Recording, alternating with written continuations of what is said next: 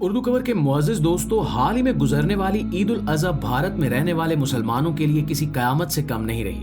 انتہا پسند ہندوؤں کے ہاتھوں نہ صرف کئی مسلمانوں کا قتل عام کیا گیا، بلکہ عید کے ان 3 دنوں میں اس قدر دہشت پھیلائی گئی کہ ایک عام انسان کے لیے اس ماحول میں رہنا مشکل ہو گیا۔ پیارے دوستوں، مسلمانوں کا عید الاضحیٰ کا تہوار اپنی ایک الگ اہمیت رکھتا ہے، جس میں مسلمان اللہ کی راہ میں جانوروں کی قربانی کرتے ہیں، حج کا فریضہ ادا کرتے ہیں۔ قربانی کے گوشت کو رشتہ داروں اور دوستوں کے ساتھ غرباء اور مساکین میں بانٹا جاتا ہے۔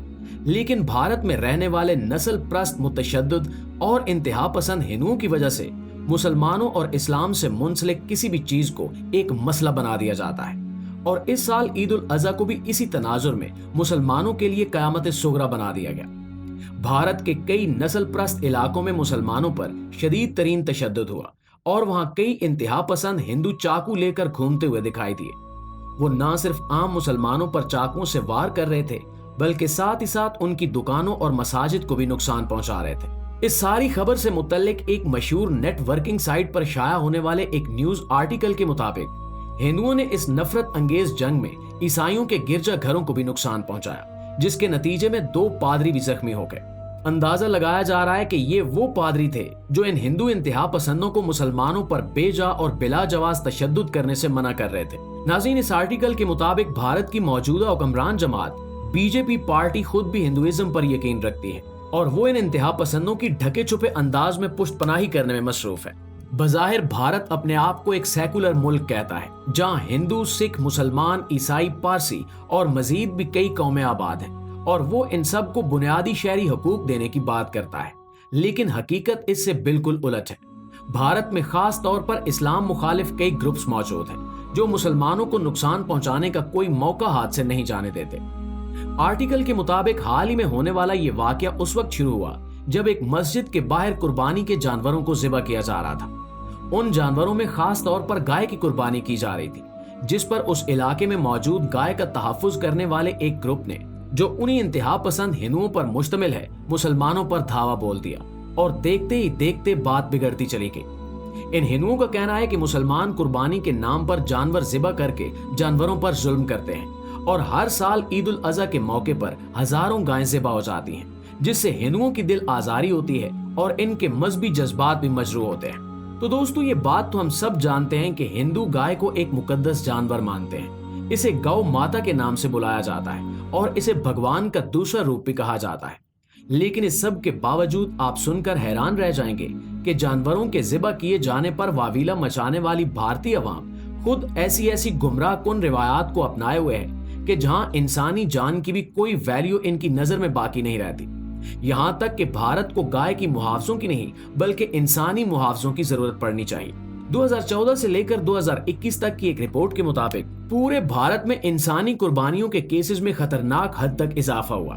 اس رپورٹ میں 103 انسانی قربانیوں کو دستاویزی شکل دی گئی تھی، جن میں سے بہت سے کیسز ایسے ہیں جنہیں رپورٹ ہی نہیں کیا گیا۔ اس سب کے علاوہ سوشل میڈیا پر وائرل کئی ویڈیوز میں دیکھا جا سکتا ہے کہ مسلمانوں پر خواہ مخواہ کے الزامات لگانے والے ہندو خود جانوروں کو اپنی کئی گھسی پٹی فرسودہ رسموں کے لیے ذبح کرتے ہیں۔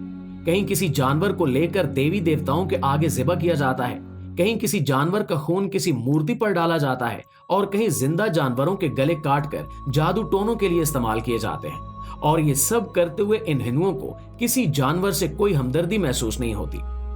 کئی ہندو رسومات اتنی عجیب اور مذکہ خیز ہیں کہ ان کے بارے میں سن کر ہی حیرانی ہوتی ہے کہ ایک انسان اتنا جاہل کیسے ہو سکتا ہے۔ ایک رسم کے مطابق چند مرغیوں کو ایک شخص کے سر کے گرد لٹکا دیا جاتا ہے۔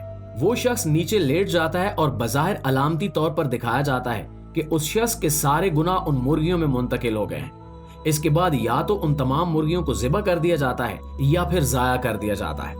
اب سوال یہ پیدا ہوتا ہے کہ کیا ہندو انتہا پسند اس طرز عمل کے خلاف آواز اٹھائیں گے یا نہیں؟ دوستو، اسی طرح جانور تو بہت بعد میں آتے ہیں۔ ہندوؤں میں کئی ایسے خاندان بھی ہیں جن کے بارے میں ان کے اپنے ہی اخبارات میں خبریں آئی ہیں کہ انہوں نے اپنی رسم نبھانے کے لیے اپنے خاندان کے کئی افراد کی قربانی دی۔ ایک خبر میں آیا کہ ایک جوڑے نے اپنے 4 سالہ بچے کو کالی دیوی کی راہ میں قربان کر دیا تاکہ ان کے پاپ دھوئے جا سکیں۔ اسی طرح ایک مندر میں کسی عورت کو دیوتا کے چرنوں میں ذبح کیا گیا، اور ایسی بہت سی مثالیں موجود ہیں۔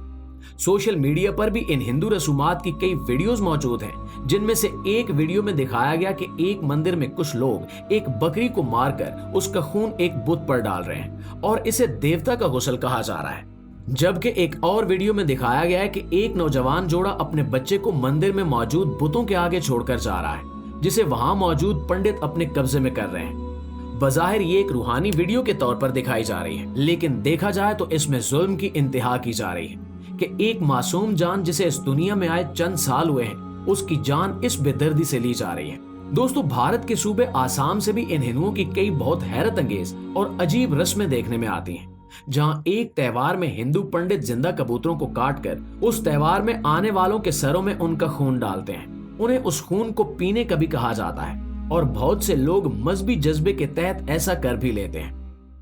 प्यारे साथियों, ये तो थी हिंदुओं की चंद अजीबोगरीब रस्में, लेकिन अगर एक और नजरिए से देखा जाए तो दुनिया भर में मुसलमानों के खिलाफ नफरत अंगेज तर्ज अमल राइज है और भारत भी इससे अलग नहीं है, जहां KFC और मैकडोनल्ड जैसे बड़े बड़े ब्रांड्स मौजूद हैं जो दिन रात मुनाफा कमाने के लिए जानवरों को मार रहे हैं, लोगों को बीफ और चिकन बर्गर्स खिला रहे हैं, लेकिन इन पर कोई एतराज नहीं किया जाता।